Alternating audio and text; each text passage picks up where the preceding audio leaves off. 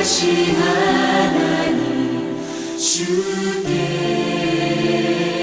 감사드리세. 날 위해 이 땅에 오신 독생자 예수, 나의 왕과 뜻하게 주를 사랑합니다. 날 위해 이 땅에 오신 독생자 예수. 성도 여러분 안녕하십니까? 행복하고 복된 안식일입니다. 우리 옆에 분들과 함께 인사를 나눠보도록 하겠습니다. 예수님을 모시면 당신은 보석이 됩니다 하고 인사해 보겠습니다. 예수님을 모시면 당신은 보석이 됩니다.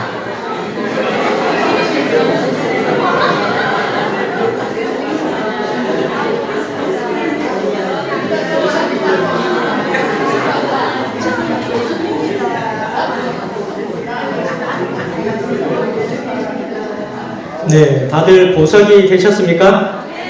네, 들어오실 때는 질그릇이었는데 예수님을 모시니까 여러분 보석이 되셨습니다. 이제 하나님의 말씀을 한번 같이 읽어보도록 하겠습니다. 고린도후서 4장 6절에서 10절에 있는 말씀입니다. 어두운데 빛이 빛이라 말씀하셨던 그 하나님께서 예수 그리스도의 얼굴에 있는 하나님의 영광을 아는 빛을 우리 마음에 비추셨느니라. 우리가 이 보배를 질그릇에 가졌으니 이는 심히 큰 능력은 하나님께 있고 우리에게 있지 아니함을 알게 하려 함이라.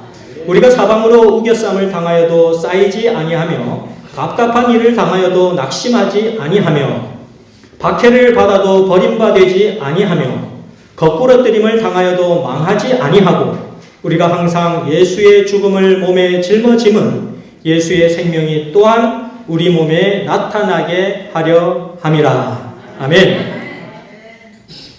제가 부산 덕천교회에서 목회를 할 때 기장에 있는 이 부산 도예센터를 방문한 적이 있습니다.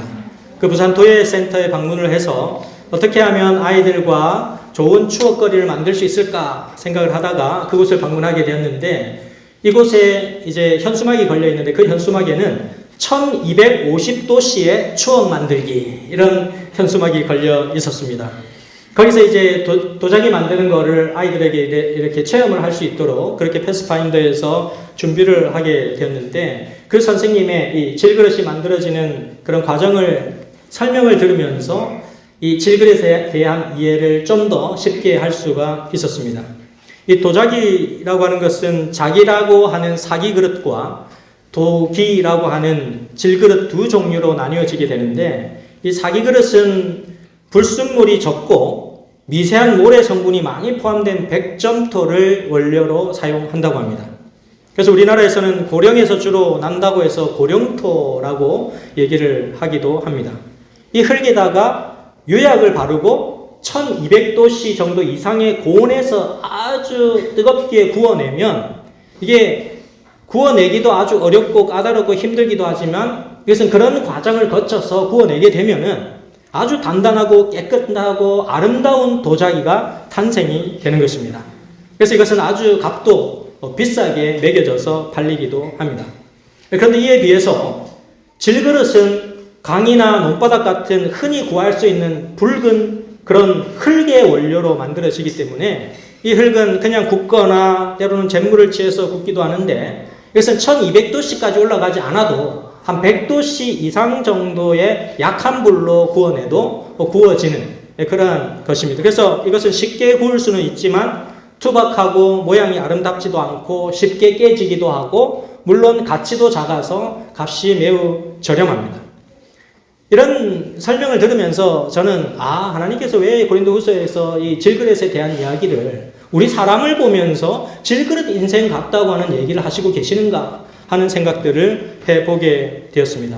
사도 바울이 이 사람을 질그릇으로 비유한 이유들을 살펴보면서 사도 바울은 이 질그릇 자체에 가치를 둔 것이 아니라 이 질그릇 같은 우리의 인생이지만 이 질그릇 같은 우리의 인생이 어떤 과정을 거쳐가면서 변화되어서 그 가치가 바뀌어지는지에 대한 설명을 주기 위하여 우리에게 이 질그릇 같은 인생에 관한 이야기를 하고 있구나라고 하는 것들을 생각하게 되었습니다. 그래서 질그릇 자체보다는 그 질그릇이 어떻게 가치 변화를 이루어지는지에 대하여 오늘 말씀을 살펴보고자 합니다. 자, 첫 번째 이 질그릇의 가치 변화의 1단계는 원래의 나를 아는 것입니다. 자, 여러분 여기에 뭐라고 적혀 있습니까? 지피지기면 백전백승이다. 이게 손자병법에 나오는 얘기인데 원래는 이렇게 표현된 게 아니고 밑에 있는 글씨로 기록이 되어 있습니다. 밑에는 지피지기면 백전불태라 이렇게 기록을 하고 있습니다. 자신을 알고 남을 알게 되면, 나를 알고 적군을 알게 되면 100번 싸워도 100번 이기게 된다. 그런데 원래의 이 표현은 100번 싸워도 위태로움이 없게 된다라는 그런 같은 말이죠. 같은 의미이긴 하지만 저희들이 백전백승으로 알고 있지만 백전불태라는 용어로 원래 손자병법에 쓰여졌다고 합니다. 정말 나를 아는 것은 굉장히 중요한 일이죠. 예전부터 우리의 선조들도 그랬고 또 여러 나라의 특별한 지혜를 가진 사람들은 자기 자신을 아는 것이 얼마나 중요한가, 인생에서 자기 자신을 아는 것이 얼마나 중요한가라는 것을 이미 일찍부터 깨달아 왔습니다. 우리는 오고 가는 수많은 사람들 가운데서 여전히 바쁘게 우리들은 목적 없이 방향 없이 살아갑니다. 그런데 정작 문득 어느 날 아침 내 존재 자체에 대하여 생각하게 되는 경우가 발생합니다. 내가 그동안 누구였지? 나는 도대체 어떤 사람이지? 나는 무엇을 존재하고 있지? 무엇을 위해서 존재하고 있지? 나 자신은 누구인가? 라는 질문을 우리는 문득 하게 됩니다. 근데 사실 내가 누구인지를 알게 되면 다른 모든 것들에 대한 눈이 트여지게 됩니다. 그래서 나는 누구인가? 라는 질문을 수많은 역사학자들이, 철학자들이, 또 성경을 통하여서 하나님을 바라보는 사람들이 자신은 누구인가? 나는 누구인가? 라는 사실을 찾아가는 그런 인생의 모습을 보게 됩니다. 그래서 소크라테스도 너 자신을 알라라고 얘기를 했던 것을 우리는 기억합니다. 그래서 우리가 어떻게 생각하면 우리가 살아가는 삶 자체가 나는 누구인가라고 하는 그 질문에 대한 답을 찾아가는 것입니다. 나 자신에 대한 정체성이기도 하지만 나라고 하는 존재는 도대체 어디서부터 왔냐라고 하는 것을 찾아가는 그 과정이 우리의 인생이라고 할 수 있습니다. 그래서 스스로 나라고 하는 정체성에 대해서 나는 이런 게 나다라고 하는 것을 찾아가는 과정 속에 여러분들도 있고 저도 있고 우리 모두가 그 과정 속에 살아간다고 할 수 있습니다. 자, 그러면 첫 질문부터 나는 어디서 어떻게 태어났는가? 라고 하는 질문을 던져보면 나는 왜 태어났지? 나는 누구 때문에 태어났지? 하면은 그 질문에 대한 답은 어디로 올라가게 됩니까? 부모님에게로 올라가게 됩니다. 부모님이 계시니까, 아버지가 계시고 어머니가 계시니까 나라는 존재가 태어났다. 그러면 아버지, 어머니는 어떻게 태어나셨지? 이 땅에 어떻게 존재하게 됐지? 그럼 다시 그 할아버지, 할머니에 대한 존재로 올라가게 됩니다. 그렇다면 할아버지, 할머니는 도대체 어떻게 존재하게 되셨지? 하면 다시 증조부, 할아버지, 할머니에게로 올라가게 되는 것입니다. 성경은 태초의 사람이 어떻게 존재하게 되었는지를 창세기 2장 7절에서 이렇게 얘기하고 있습니다. 다 같이 한번 읽어보도록 하겠습니다. 시작! 여호와 하나님이 흙으로 사람을 지으시고 생기를 그 코에 불어넣으시니 사람이 생명이 된지라. 나라고 하는 존재가 정말 대단한 것 같지만 사실은 뭐에 불과하다? 흙에 불과하다. 나는 누구인가? 라고 하는 대답에 나는 뭐다? 흙이다. 자, 여러분 한번 따라해 보시기 바랍니다. 나는 흙이다. 네, 우리의 정체성은 나는 누구인가라는 질문에 대한 답은 나는 흙이라는 것입니다. 그것을 알게 되면 우리의 인생은 달라지게 됩니다.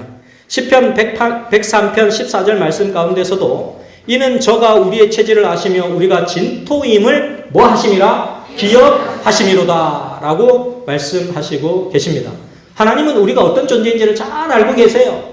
우리가 탁월하게 어떤 것을 위력을 행사하고 뭔가 직급을 가지고서는 많은 어떤 일들을 내 자신이 한 일들을 드러내보고 싶어 하지만 하나님은 그런 우리라 할지라도 우리가 흙에 지나지 않다라고 하는 사실을 하나님은 기억하고 계신다는 사실입니다. 그래서 이 히브리어 원어로 보게 되면 이 흙이라고 하는 단어 자체가 아파르라고 하는 단어를 쓰게 되는데 이것은 티끌, 먼지 이런 뜻입니다. 그래서 하나님께서 하고 그분의 생기를 거둬가시면은 티끌같이 사라질 존재가 우리라는 것입니다. 그래서 우리의 삶의 본질이 무엇인지, 나라고 하는 인생 자체가 어떤 존재인지를 우리는 이 사실을 통해서 확인해 볼 수가 있습니다. 그런데 오늘 본문에 나타난 이 질그릇은 유약을 발라가지고 광택이 나는 삐까 번쩍한 그런 도자기가 아니고 그냥 초벌구이의 질그릇에 불과한 것입니다. 그래서 값이 아주 싸고 또 깨지기도 쉽고 그래서 조금만 부딪혀도 턱이 나가고 금이 가고 몹쓸 그릇이 되고 많은 그런 별로 볼품없고 가치 안 나가는 것이 질그릇이에요. 우리 사람도 꼭 마찬가지입니다. 우리의 육체는 쉽게 병이 들고 쉽게 다치고 쉽게 고장이 나는 것이 우리의 육체입니다.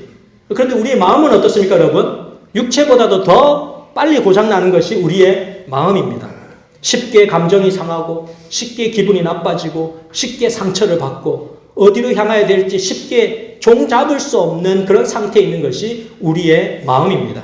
그러니까 우리의 영과 혼과 몸이 질그릇에 불과하다는 사실을 우리는 알 수 있게 되는 것입니다. 제가 부산 36 국민학교를 졸업했습니다. 옛날에 부산 36 국민학교를 제가 다녔는데 6년 동안 그 학교를 다니게 되었는데 초등학교 미술 시간에 자주 찰흙으로 작품을 만들었습니다. 그래서 미술 시간에 작품을 만들기 위해서 찰흙을 많이 가져오라고 선생님께서 숙제를 많이 내주시고 해서 찰흙을 가져와가지고 미술 시간에 만들고 그 만드는 것을 항상 어디다가 말려놓습니까? 햇볕이 잘 드는 데다가 말려놓으면 이제 작품이 완성이 되는 것입니다. 그런데 내가 만들어 놓은 그 찰흙으로 만든 작품이 잘 됐나라고 해서 딱 햇볕 있는 쪽으로 가서 딱 보면은 잘 말라져 있습니까? 어떻습니까? 금방 부서지고 훼손되고 뭔가 제대로 작품이 잘 안 되어 있는 모습들을 잘 보게 됩니다. 그래서 이게 금방 훼손이 되는 이런 것이 찰흙으로 만든 작품이구나 라는 것들을 생각해 보게 되는데 우리의 마음도 마찬가지입니다. 우리의 마음도 하나님의 사랑의 유약으로 잘 발라서 우리를 보호하지 않는다면 우리의 마음은 쉽게 부서질 수밖에 없는 그런 질그릇과 같습니다. 여러분들께서 어떤 물건을 다른 사람들에게 그 택배로 보내시려고 할 때 박스에다가 포장을 다 하고서는 이제 그 택배를 보내실 때에 그 안에 유리라든지 뭐 깨지기 쉬운 어떤 물건이 있다. 그럼 여러분 어떻게 해서 택배를 보내십니까? 네, 뽁뽁이 같은 걸 딱 다 집어넣고 또 신문지도 중간중간마다 다 끼워넣고 그 다음에 박스 포장을 다 알차게 한 다음에 그 밖에다가 스티커까지 뭐라고 붙여서 보냅니까? 지급주의, 프레자일, 깨지기 쉽다는 것입니다. 그러니까 이것을 이동할 때나 보관할 때나 다른 사람들에게 전달해 줄 때에 살살 다뤄달라는 것입니다. 우리가 관계 맺고 살아가는 사람들을 바라볼 때 우리 인생은 뭐 같다? 질그릇 같아. 질그릇 같으니까 뭐 하기 쉽다? 깨지기 쉽다. 그러니까 우리는 서로에게 이 프레자일, 취급주의라고 하는 스틱을 딱딱딱 붙여놓은 것과 같습니다. 그래서 어떻게 해야 됩니까? 서로를 살살 다뤄달라. 이런 스티커를 붙여줘야 합니다. 그래서 깨지기 쉬운 존재, 우리는 정말 질그릇 같은 존재라는 사실을 우리는 인정하지 않을 수 없는 것입니다. 두 번째, 우리는 어떻게 가치 변화를 이룰 수 있는가? 이런 쉽게 부서지고 연약하고 정말 헐값에 팔려질 수밖에 없는 이런 질그릇 같은 존재이지만 그 안에 무엇을 담아야 돼요? 보배이신 예수님을 모셔야 합니다. 고린도후서 4장 7절 말씀에는 이렇게 기록이 되어 있습니다. 우리가 이 보배를 질그릇에 가졌으니 이는 심히 큰 능력은 하나님께 있고 우리에게 있지 아니함을 알게 하려 함이라. 그릇이라고 하는 것의 가치는 그 그릇 자체의 어떤 가치보다 그 그릇 안에 무엇을 담고 있느냐에 따라서 그 가치는 결정된다는 사실입니다. 만약에 아무리 뛰어나고 값비싼 그릇이라 할지라도, 도자기라 할지라도 그 도자기 안에 쓰레기만 다 담겨져 있으면 뭐가 됩니까? 쓰레기통이 됩니다. 그리고 이 그릇에다가 밥을 잔뜩 올려놓으면 그것은 뭐가 됩니까? 밥그릇이 되고, 국을 담아놓으면 국그릇이 되고, 그 안에 보석을 담아놓으면 뭐가 됩니까? 보석함이 되는 것이 그 그릇의 가치인 것입니다. 우리는 질그릇 같은 존재이지만 우리 안에 예수 그리스도를 모시게 되면 그 예수 그리스도를 모시는 그 순간 우리는 무엇이 됩니까? 보석함이 되는 것입니다. 고린도후서 12장 9절에서 10절 말씀을 보시면 내가 이르시기를 내 은혜가 내게 족하도다. 이는 내 능력이 약한 데서 온전하여 짐이라 하신지라. 그러므로 내가 그리스도를 위하여 약한 것들과 능력과 궁핍과 핍박과 곤란을 기뻐하노니 이는 내가 약할 그때에 곧 강함이니라. 아멘. 오늘 아침에 우리 배현선 집사님께서 간증하실 때에 어떤 호칭을 별명을 얻었다고 하셨어요? 흙 속의 진주, 오뚜기 뭐 이런 호칭을 들었다 하셨지요. 네. 그건 뭡니까? 질그릇 같은 나의 인생이지만 그 질그릇 같은 나의 인생에 누가 오셨다는 거예요? 예수님께서 오셨다는 것입니다.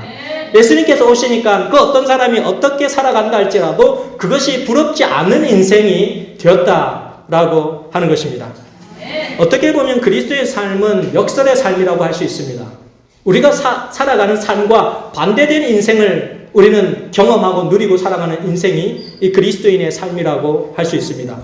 다른 사람들은 다 이기기를 원하는데 그리스도인들은 뭐예요? 지기를 갈망합니다. 지는 것이 이기는 것이다 생각하는 것입니다.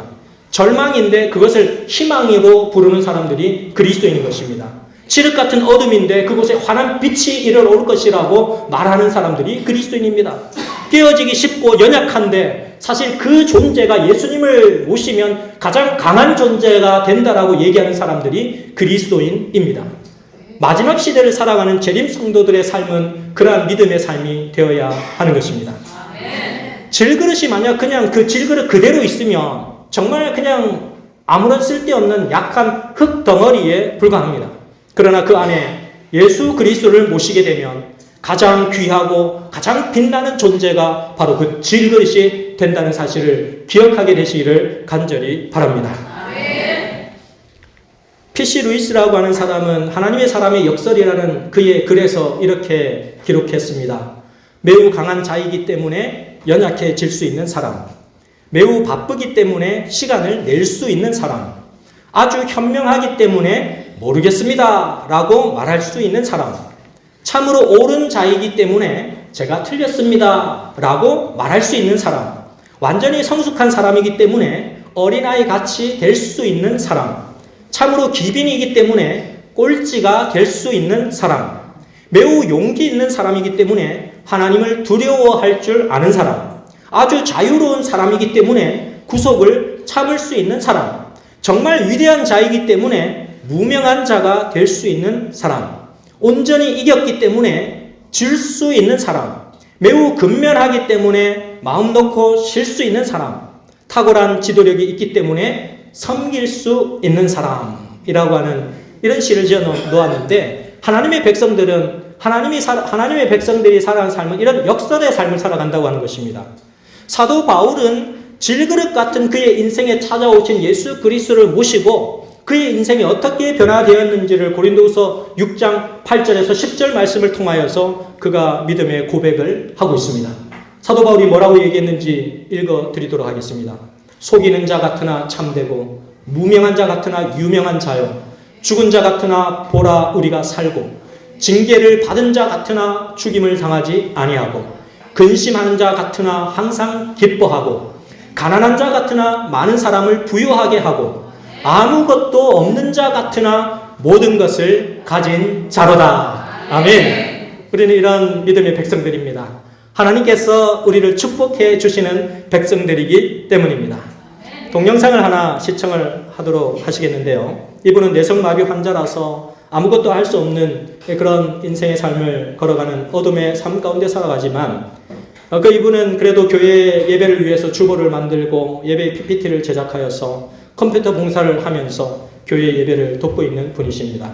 이분은 하나님의 은혜 안에서 나 같은 존재가 무엇을 할 수 있을까? 남들은 아무것도 할 수 없는 인생이라고 생각을 하지만 하나님의 영광을 위해서 내가 할 수 있는 것은 이런 것들이다 결심하면서 하나님께 주시는 빛을 따라 믿음의 생애를 살아가는 내성마비 환자 한 분의 삶의 모습을 보여드리도록 하겠습니다.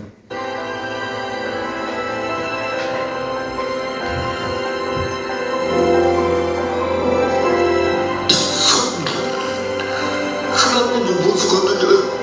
그래서 컴퓨터를 많이 다루다 보니까 그 수술이라든가 예배 파워포인트라든가 그런 걸 받고 있습니다.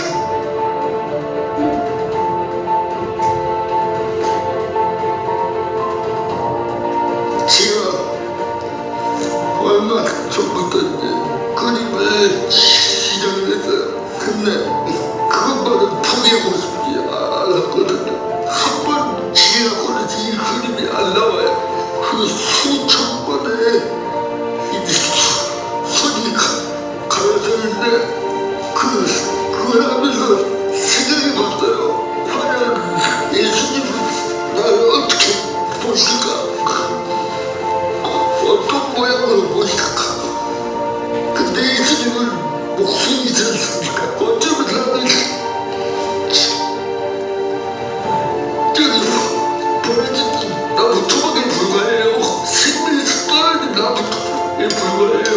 근데 예수님은 그 나무 토막을 주워다가 제 껍데기를 벗겨내시고 내 생명을 대피처럼 깎아내요. 그리고 그 위에다가 자신의 사랑이라고 그 글자를 새기신다. 버려진 나무 토막이 하나의 작품이 되기까지 예수님은 나를 끊임없이 깎아내시고 끊임없이 성령의 불꽃으로 태우신단 말이에요. 그 태우시는 모습이 나를 다시 하나님의 눈의 작품으로 만들기 위해서 그렇게 해준다는 생각이 그래서 이 그림만은 내가 포기하고 또 예수님도 나를 그렇게 만드신 예수님도 포기하고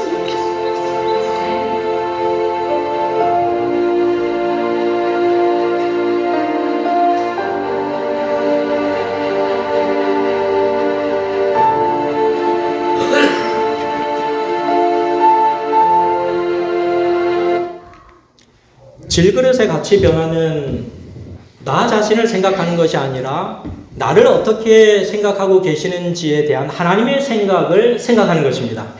이사야 64장 8절 말씀은 여호와여 주는 우리 아버지시니이다. 우리는 진흙이요 주는 토기장이시니 우리는 다 주의 손으로 지으신 것이라 라고 말씀하고 있습니다. 만약 우리의 질그릇 같은 인생 가운데 그 참 좋으신 무엇이든지 하실 수 있으신 그 하나님을 마음에 모신다면 하나님께서 우리의 삶을 더 아름답게 더 멋지게 만들어 가실 것이라는 확신을 가지고 우리는 우리의 인생의 파고를 지나갈 수가 있는 것입니다. 가치 변화 3단계는 누구든지 수용하기라고 하는 것입니다. 질그릇은 예수 그리스도만을 우리의 마음속에 모시는 것뿐만 아니라 그 어떤 사람이라 할지라도 그 마음속에 하나님의 사랑으로 다 품어내는 것입니다. 그래서 질그릇이 예수 그리스도를 품고 그 가치가 변화되었다는 가장 핵심적인 증거는 수용성입니다. 이것은 미니 사과 알프스 오토메라고 하는 사과나무인데요. 나무 옆에 보시면은 중간에 뭐가 이렇게 같이 서 있습니다. 이게 뭐냐면 하우스 파이프거든요. 하우스 파이프가 이 나무와 함께 묶여져 있습니다. 하우스 파이프가 지주대 역할을 해주면서 이 작은 사과나무를 붙들고 있는 모습을 보여줍니다. 만약에 하늘에서 비가 막 내리면은 이 비가 이 파이프를 통해서 물이 흘러내려가도록 되어 있습니다. 그런데 물이 파이프로도 가지만 미니 사과나무를 통해서도 물이 흘러내려갑니다. 그런데 이 둘 사이에 분명한 차이점이 있습니다. 어떤 차이점이 있습니까? 파이프는 그냥 물만 내려보내는데 사과나무는 물을 다 흡수하잖아요. 다 물을 받아가지고 자신도 그 물을 섭취할 뿐만 아니라 그 물을 밑에까지 다 흘러내려주는 역할을 하는 것입니다. 둘 사이의 차이점은 수용성입니다. 물을 받아들일 수 있느냐, 물을 받아들이지 못하느냐의 차이점을 가지고 있습니다. 고린도서 4장 10절 말씀은 우리가 항상 예수의 죽음을 몸에 짊어짐은 예수의 생명이 또한 우리 몸에 나타나게 하려 함이라 라고 말씀하고 있습니다. 하나님의 은혜로 변화된 사람에게 나타나는 가장 확실한 특징은 그의 수용성이 넓어진다라고 하는 것입니다. 무엇이든지 좀 더 잘 받아들이는 인생으로 변화되게 된다는 것입니다. 그리고 그 실행 속도가 매우 빨라지는 것을 볼 수가 있습니다. 그릇의 기능은 그릇 자체가 어떤 대단한 것을 할 수 있는 게 없습니다. 그러니까 그릇의 가치는 내가 무엇을 담아낼 수 있는가가 그 그릇의 가장 중요한 기능이요 스펙인 것입니다. 그 그릇이 더 많은 것을 이것도 담을 수 있고 저것도 담을 수 있다면 그의 사용 용도는 훨씬 더 사용 가치는 넓어지게 되는 것입니다. 우리가 다른 사람의 말에 그 말을 귀를 잘 들어주면 그게 수용성이 커진 사람의 모습인 것입니다. 다른 사람이 뭐라고 막 얘기하면은 그 말을 들으면서 아 그렇구나 아 그렇네요 라고 맞장구 쳐질 수 있으면 그것은 수용성이 더 커져가는 사람의 모습인 것입니다. 예수 그리스도를 마음에 품은 그런 보석 같은 사람의 모습은 그의 수용성이 점점 더 넓어지는 사람의 모습이라고 할 수 있는 것입니다. 이 음식점은 일본에 생긴 특별한 음식점인데 일본 도쿄시의 도요스라고 하는 지역에 흥미로운 이름의 식당이 오픈을 했습니다. 이 식당의 이름이 뭐냐면 The Restaurant of Order Mistake. Order Mistake는 주문이 잘못된 거예요. 잘못된 주문을 받아가지고 만드는 식당 이런 뜻입니다. 주문 실수 레스토랑 이렇게 번역을 하면 될 것 같습니다. 뭐 이런 희한한 식당이 다 있을까? 여러분들이 이런 식당을 생각하게 될 텐데 이 식당은 진짜 이 이름 그대로 실행하고 또 주문을 하고 주문을 받고 또 식사를 하고 가는 그런 식당입니다. 이 식당에서 음식점에서 라면을 시켰는데 우동이 나옵니다. 햄버거를 시켰는데 만두가 나옵니다. 그런데도 항상 손님들이 화를 내지 않고 그 장소에 북적북적 줄을 서서 대기해야 되는 레스토랑이 바로 이 음식점입니다. 서빙하는 사람이 엉뚱한 메뉴를 가져다 와도 사람들이 화를 내는 법이 없어요. 전혀 사람들이 화를 내지 않고 기쁘게 자기가 주문한 음식이 아닌 다른 음식이 나왔는데 그 음식을 가지고 맛있게 먹고 집으로 가는 식당이 바로 이 식당입니다. 왜 그럴까? 이 식당에는 특별한 이해와 배려가 넘치는 음식물을 먹을 수 있는 특별한 장치가 되어 있는 식당이기 때문입니다. 이 서빙하는 사람을 아르바이트를 써서 이 식당을 운영을 하게 되는데 이 아르바이트생들이 전부 다 치매에 걸린 할머니들입니다. 그래서 금방 주문을 들었는데 주문을 뭐라고 했더라? 라면을 시켰는데 우동 주세요 라고 하다가 주방장한테 얘기를 하고 주방장한테 받아가지고서는 라면을 주문받았는데 우동을 갖다 주는 것입니다. 그렇게 엉뚱한 일이 일어나는 그런 곳이 바로 이 음식점입니다. 그렇지만 이 치매에 걸린 할머니들은 그런 실수를 하기도 하지만 나를 고용해 준 이 음식점이 너무 감사해가지고 정말 최선과 진심을 다해서 찐으로 일을 하시는 거예요. 너무너무 진심으로 일을 하시는 것입니다. 그래서 함께하는 생명 공동체를 만들기 위해서 이 식당에서 이제 주인이 그런 할머니 사회적으로 또 보호를 받지 못하고 또 일자리를 구하지 못하는 그런 할머니 어르신들에게 그런 기회를 주어서 그렇게 식당을 운영하기 시작했는데 의외로 많은 사람들이 그런 주인의 마음을 알고서는 한 사람도 얼굴을 찡그리지 않고 오히려 내가 주문한 거에서 어떤 다른 게 나올까 하는 기대감을 가지고 와서는 이제 음식을 시키고 먹고 가고 하는 이런 모습을 보여주는 것입니다. 손님들은 서빙하는 사람이 누구인지를 다 알고 오는 거예요. 치매 할머니들이 이걸 진행을 하기 때문에 좀 특별한 일이 있을 수 있겠다라고 생각을 하면서 조금 서투르고 조금 마음에 들지 않아도 거기서 그 식당에 온 사람들은 화를 내지 않고 오히려 그런 전혀 예상치 못한 일들이 일어나더라도 기분 좋게 식사를 하고서는 그 식당을 빠져나간다라고 얘기를 합니다. 왜냐하면 그 사람들은 그 할머니들을 치매에 걸린 노인으로 생각하지 않고 어린 시절 우리의 모든 실수와 부족을 보듬어주고 그래도 우리를 키워주신 어머니들이라고 생각하며 그 식당을 찾는 거예요. 젊은이들이. 그래서 그 식당에서 맛있게 음식을 먹고서는 그들이 이제 그 식당을 나가고 오히려 더 그 식당을 홍보해 줌으로써 많은 사람들이 그 식당에 몰려드는 그런 진풍경이 일어난 이런 식당이 있었습니다. 우리는 정말 깨어져 버리기 쉬운 질그릇과 같은 존재들입니다. 누가 얘기하면 쉽게 삐지고 쉽게 상처받고 쉽게 아픔을 가질 수 있는 연약한 존재들입니다. 그러나 우리는 우리의 마음속에 예수님을 모실 수 있는 그런 질그릇입니다. 서로에게 우리가 사랑의 유약을 잘 발라주고 또 서로의 가치를 높여주기 위해서 우리가 조금만 더 신경을 쓰고 조금만 더 사랑을 담는다면 우리의 마음속에 오신 보배 되신 예수 그리스도를 통하여서 우리들의 인생은 좀 더 밝아지고 좀 더 화창해지고 좀 더 기분 좋은 사회가 될 것이라고 확신합니다. 오늘 우리들의 삶 가운데 보배 되신 예수 그리스도를 마음속에 모시고 여러분들의 수용성과 여러분들의 사랑의 범위가 좀 더 확장되는 복된 안식일이 되시기를 간절히 바라면서 오늘 말씀을 줄이도록 하겠습니다.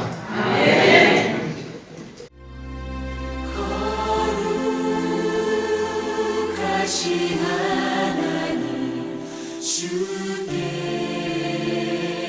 감사드리세. 날 위해 이 땅에 오신 독생